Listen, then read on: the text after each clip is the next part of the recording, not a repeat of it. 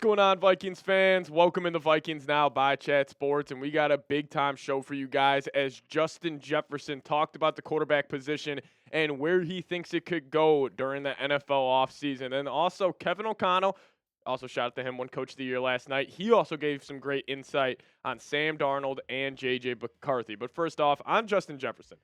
So I want to ask you guys this. Justin Jefferson is the blank best Vikings wide receiver of all time. I already think he's top 5. That's undisputed. But where do you rank him, with the Stephon Diggs, Adam Thielen, Randy Moss, Chris Carter? Where do you guys think he ranks? I'd probably put him second right now. You obviously got to give the nod to Randy and what he did throughout his career. But I would probably say Justin Jefferson is the second best Vikings wide receiver of all time. You guys let me know your thoughts down below. All right, let's dive into it. Jefferson was interviewed on Radio Row this week, and he had a whole lot to say on the quarterback position. So he said, having Sam being in there the whole season, this past year, having 14 wins, bringing us to the playoffs, that just doesn't happen overnight. He just doesn't just get a quarterback off the couch, and he can just come and win 14 games for you. So, you definitely have to keep that in the back of your mind also. And I feel like, we're going to bring Sam back. I'm not sure, though. So don't take my words for it. That last part right there, I feel like, we are going to bring Sam Darnold back, but don't take my words for it. Jefferson, you kind of just put that out there on what do you think Kwesi's plans are at the quarterback position. But on a real note, I would love to know like a true honest answer from Jefferson. Be like, hey, man, you're just talking, at the bar, at the barbershop. Be like, who do you think for your career and for the Minnesota Vikings would be best suited to be the quarterback next season? I would love to know his thoughts on that. And coming up in a second, I'll give you guys my thoughts on who I think he would actually prefer for his own personal game. Let's just talk about Sam Darnold here for a little bit because Justin Jefferson was saying, Darnold had a great year for the purple and gold. Like, there's no denying that. Obviously fizzled out during the last 2 weeks, but you don't get this type of production from a guy who is not a borderline top 15-ish, quarterback in the National Football League. Now, we all have our concerns, about the big game moments for Sam Darnold because the last 2 weeks of the year, he was terrible. He only threw for 1 touchdown, had 1 interception. He was clumsy in the pocket. He just, I never feel like his base and his upper body are always well connected. He can get out of his, technique very, very easily with pressure in his face. And he only had a 53% completion percentage. So he wasn't able to get the ball out to these wide receivers. But if I had to take a guess at this on who guys like Jefferson and Addison would want at the quarterback position, I would think a wide receiver would prefer a guy like Sam Darnold because I have been saying all offseason so far, I think the Vikings offense this next season will look a whole lot different. It will be more catered to J.J. McCarthy because this past year, the Vikings were throwing the ball all around the field. They were pushing the ball down the field. Darnold at a point was by far the best thrower in the NFL at 20-plus yard throws. And for a wide receiver, obviously I think you would want that type of quarterback at that position instead of a guy like J.J. McCarthy, who's a little more careful with the football, and he loves to, just play off that play action, have that good run game. So they're totally different styles of quarterbacks, but I think for a wide receiver, you would prefer a guy like Sam Darnold. But J.J. talked about J.J. He said, I feel like he's going to get his shot and get his opportunity to do something and see where it goes. Just seeing how he was performing before he got injured, it was definitely looking, pretty good. You have to give your first-round pick an opportunity. That's that. A must. And that just goes with your practice, being in training camp, being in OTAs. That position battle is going to happen, And listen, just on personal level for me, I cannot wait to say during our watch parties, JJ connects with JJ in the back of the end zone. I can't wait to have that call here. But, I think, with Justin Jefferson, I'm sure he's probably split on this. And that's why I'm so curious, if you would actually get a real raw answer out of him on who he would prefer at the quarterback position.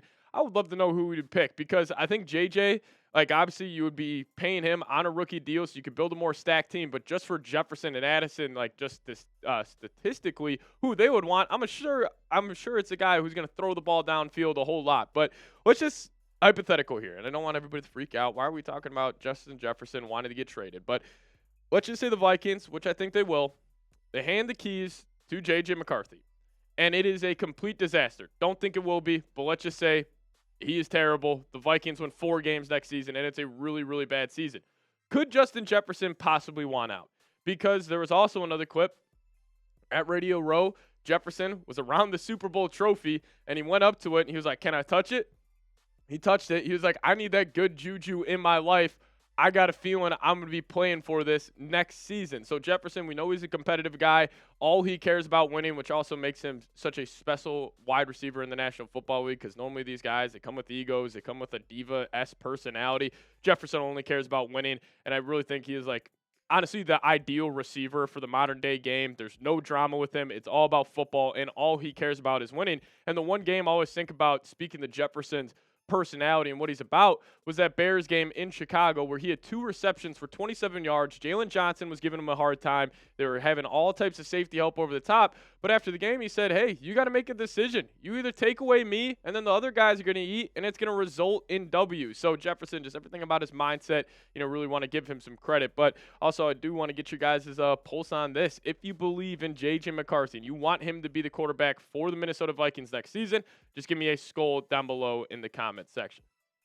Now, we'll talk about what Kevin O'Connell had to say around the quarterback position, which is very, very important. So stay tuned for that. But first, got to tell you guys about today's presenting sponsor, and that is PrizePicks. Now, if you guys download the PrizePicks app today and plug in that promo code, CONS, you guys will get $50 instantly after you play your first $5 lineup. Now, it's daily fantasy, made easy. All you do is pick 2 players and choose more or less for a shot to win up to 1,000 times your cash. And PrizePicks is the best place to get real money sports action.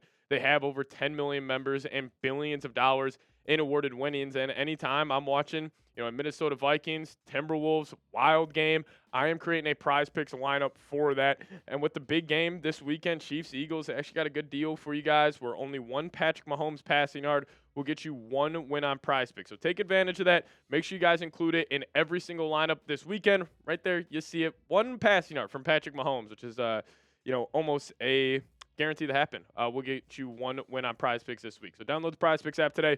Plug in that promo code CONS. Get $50 instantly after you play your first $5 lineup.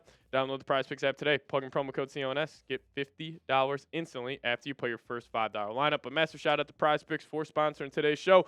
PrizePicks, run your game.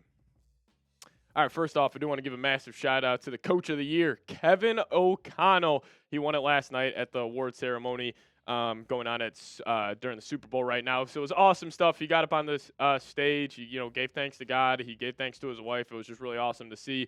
And every time I hear Kevin O'Connell talk, I'm just a believer in the guy. He's been a winner at everything he's done in his life, and he's been a winner so far being the head coach for the Minnesota Vikings, and I just can't wait to see, what he is going to really transform this team into being a really good team over the last 3 years. Can he get them over the hump and make them great? But he did talk about the quarterback position, and he first started off with Sam Darnold. Then we'll show you guys the quotes around J.J. McCarthy here in a sec. But he said, look, you guys know how I feel about Sam. He is a guy that we identified last year as somebody who could come in and be successful. And really, no matter where he was before he arrived in this quarterback journey, it was about maximizing our time together. And I think we did that. And I think it was a very special year for Sam. What that earned him is everybody in our league now thinks he's a bona fide, legitimate starting quarterback in our league and can win a lot of football games. He won 14 of them. So he's earned the right to be a free agent, but we will continue to have ongoing dialogue and discussions with him and his representation. Now, what I think the Vikings and how I think they're going to approach this Sam Darnold situation. So a lot of people think it's like they already have their decision made up. They're going to go, throw Darnold the bag, or they're not even going to offer him a contract. I think it's going to be more of what they did with Kirk Cousins this past season. Now, this wasn't too well reported, but a lot of the beat reporters from Minnesota Vikings did say, like, hey, they offered him a shorter year contract. Don't know the total figures on this, but if I had to guess for Sam Darnold, I could see the Vikings being like, hey, we'll give you a 2-year, $60 million deal. It'll end up being $30 million a year. You can add some void years, have the cap hits for each season be like $20, $25 million, and you can get creative on how you're going to do that. And then if Darnold says, yeah, I'll come back and play on that deal, that's a steal of a contract. You take advantage of it, and then you have JJ go the Jordan Love route. But if Darnold says, hey, the Steelers, Raiders, Giants, they're offering me $40 million a year, then you just shake his hand and say, hey, it was a great year. Thank you for what you've done, but we're going to go in this direction. But Kevin O'Connell carried on to say this, saying there are some unique aspects of the conversation. That's going to be the biggest thing. That conversation, dialogue, not only with Sam and his representatives, but Kwesi, Rob, and our front office. Sam knows how I feel about him. and he knows what he's capable of doing in Minnesota. And then he also had this to say around J.J. McCarthy, saying nobody was more excited about bringing J.J. to Minnesota than me. Love everything about his makeup. The success he's had everywhere he's been. He's healthy now, and he's going to have a great offseason. His journey is well underway, and we are really, really excited about it. And, the thing I love most about the combination of J.J. McCarthy and Kevin O'Connell, and why I think they were a perfect match in terms of head coach and quarterback, is they both speak about the same things. They're both addicted to the process. Like, if you go turn on any Kevin O'Connell press conference, any J.J. McCarthy interview, they are talking about the process over the results. Very process-oriented people. And I think when you have a head coach and a quarterback who are connected in how they just go about things, I think that's huge for just being on the same page because, listen, the NFL, it's a margins league. I mean, sometimes it could be literally an inch that could be the difference maker. And I think maybe just having the head coach and quarterback on the same page, that could be the difference maker, obviously in the playoffs, which were the Vikings, fizzled out this season. But again, being the sicko I am, I've watched J.J. McCarthy's preseason highlights 1,000 times this offseason, and I can't wait to see him out there. And, every time I watch him, I just love his technique and I love his foundation. He never seems rattled by pressure, and he's always will get back to, what got him there. And that is the technique, and that is being very fundamentally sound. And also the whole noise of JJ can't throw the touch pass. Honestly, I think he put that to bed during the first preseason game. He had about 4 throws, which were just wicked, floating the ball over the top of the zone in between the other one. He was really, really special. And also the mobility of JJ. He's a way better athlete than Sam Darnold. And I think maybe Kevin O'Connell will start to incorporate that in the offense next season. And the one thing that I think is underappreciated and under-talked about J.J. McCarthy is I think he is a great backyard football player, great out of structure. Because I think when you think of what he did at Michigan, he was just in that run-first offense. People just think they didn't really ask him to do too much. But on these third-and-long situations back at Michigan, he was a playmaker. And it's not like he was playing with great wide receivers. So I am a complete believer in J.J. McCarthy, and I just can't wait to see him ball out for the purple and gold next season. But if you guys made it to the end of today's show, just give me a skull down below in the comment section. Also, you guys can hit me up on Twitter, @PatSieps, the Twitter handle. So we'll see you guys next time. As always, Skol Vikes.